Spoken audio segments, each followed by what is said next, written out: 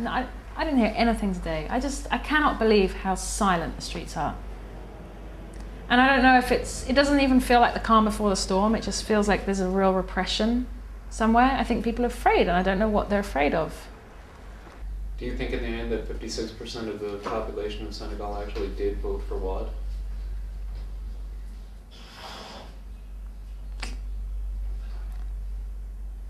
I just can't imagine it. I don't know where these 56% are. That's what everyone is saying. Where are they? You know? Where are these people?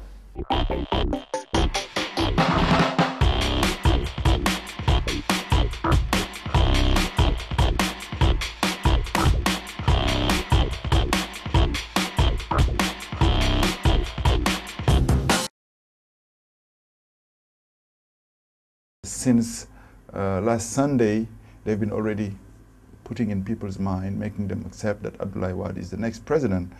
But generally, I think people are disappointed because that's not what they were expecting. It was like going to a funeral. It was spooky, and it made my blood run cold. We went to the palace, and he came in his dark suit, and he sat down and just said, I congratulate Senegalese for voting for me. There was not one sole instant, and I didn't attack anyone. That was his opening speech. There was nothing going on. There was no sign of joy winning the elections, no nothing. I mean, even I think to them it's kind of unbelievable. I don't know. I think they're not really proud of this victory. I don't think anybody at this point could prove that the elections have been rigged. There's a fine line between something being illegal and something being, you know, it's hard to tell when. I'm not saying he rigged it, but I'm not saying that it was clear. I'm saying it wasn't clear, you know. There were some problems, but I don't think those problems were significant enough to determine in one way or another the outcome of these elections.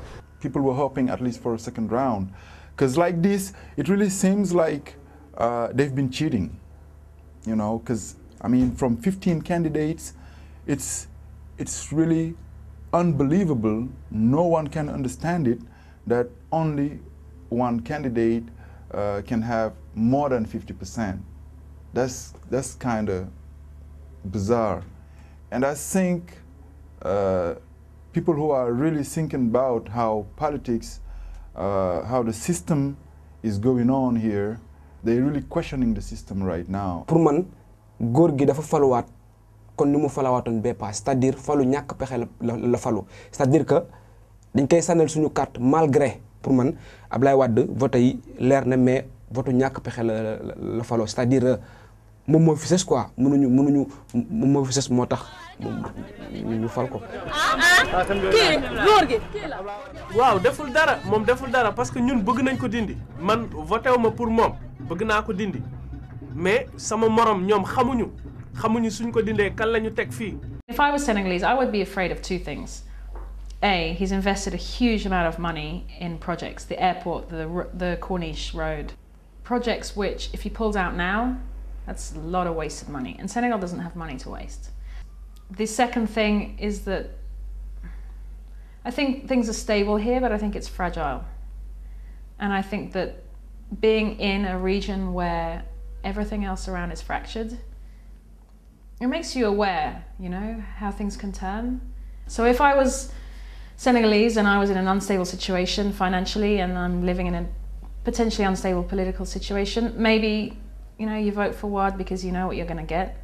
And he's not a tyrant. He's not he's not Conte, you know. He's not like getting his armed forces to gun people down for calling a strike. Waaw, ñu bari dem nañu bëgguñu ko parce que nit ñi amuñu liggéey. Amuñu courant amul day tàkk di fay. Yokku na lépp denrée yépp yokku na. Nit ñi seen dund dafa gëna am jafe-jafe. Wante ñu xool Abdoulaye Wade ak 14 candidats moom moo ci tane. Yeneen candidats yi wóoluwuñu leen. Nit yi wóoluwuñu leen. Comme moom moo tane yeneen ñi ñu teg ko fa wante ça ne veut pas dire que baax na moom baaxul moom tuuti la tane rek ñële tuuti la tane ñële.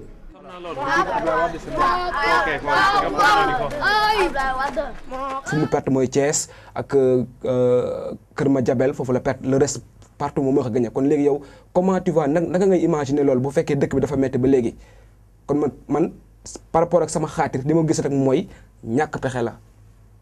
xëy coupé courant ndox toute la journée pétrole essence gaz fépp la manqué.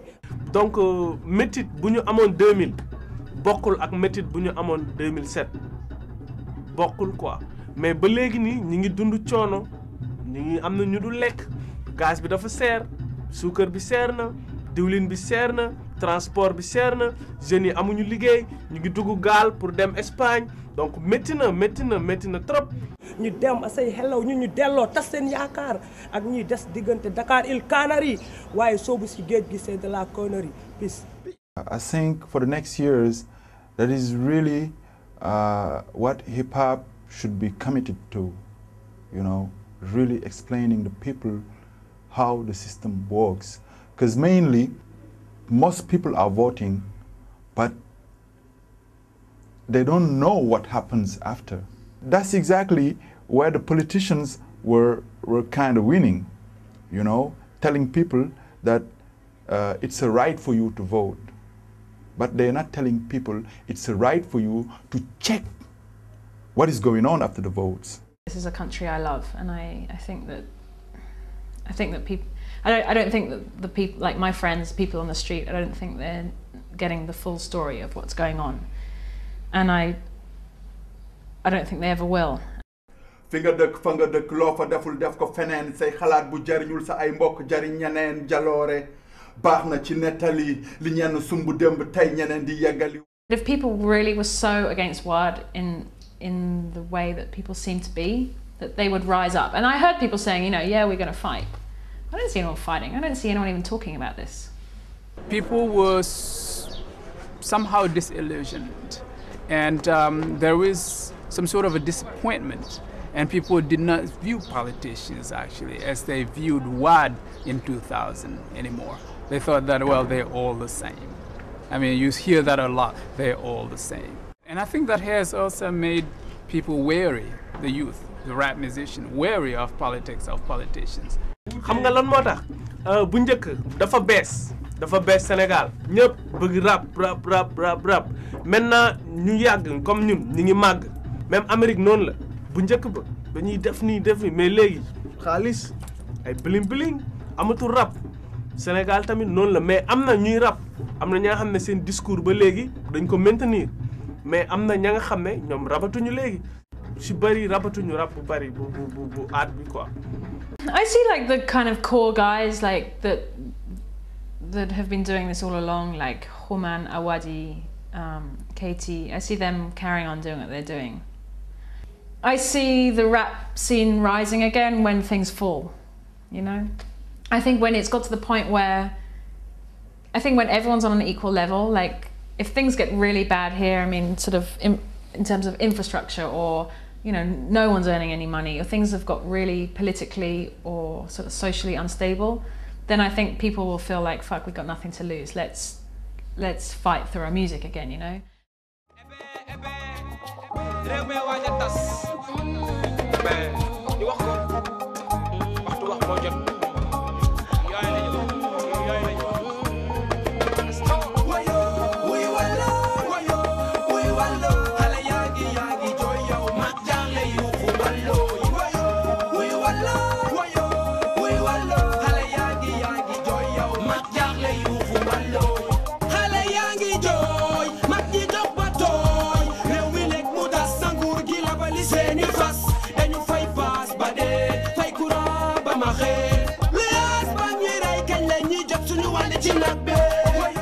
I think sometimes it must be kind of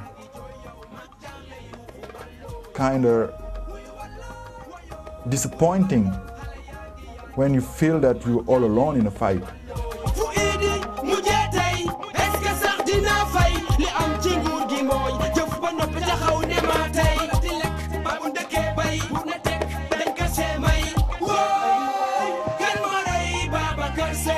Maybe some people are just like, I'm gonna stop it. I'm the only one fighting.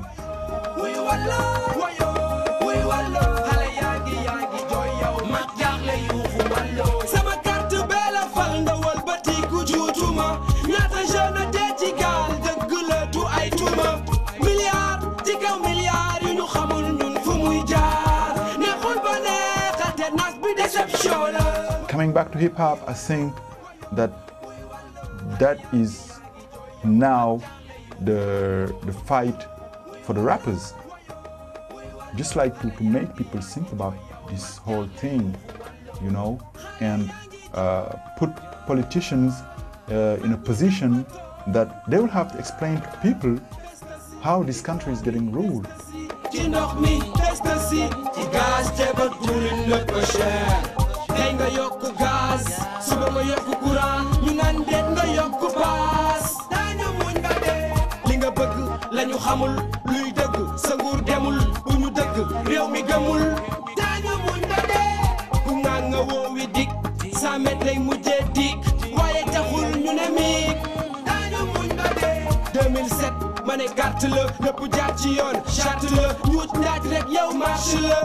People will keep on fighting for sure. Some people at least.